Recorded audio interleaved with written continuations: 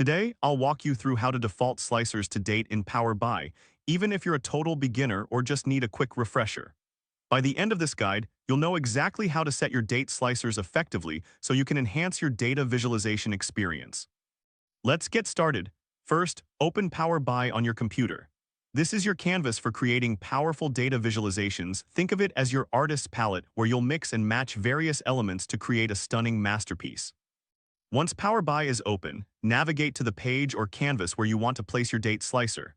This is similar to choosing a blank canvas before you start painting. Don't worry if your dashboard looks slightly different, the core functionality remains the same. Now click on your canvas and add the date filter.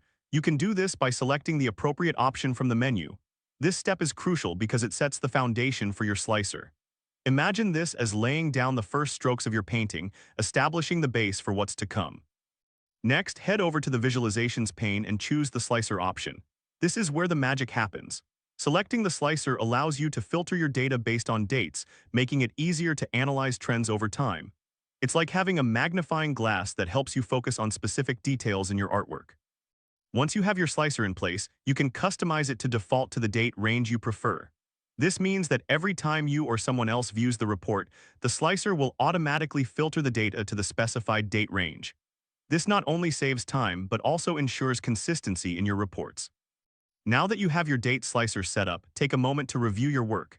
Make sure everything looks good and functions as expected. It's totally normal if this takes a moment. Just like any artist, you want to ensure your final piece is polished and ready for display.